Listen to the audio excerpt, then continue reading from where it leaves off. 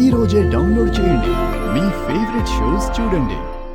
చివరి round ముగిసేసరికి లోక్తంత్ర party అభ్యర్థి మునిస్వామి పైన విశాలాక్షి గారు 132 ఓట్లు ఆధిక్యంతో గెలిచారు.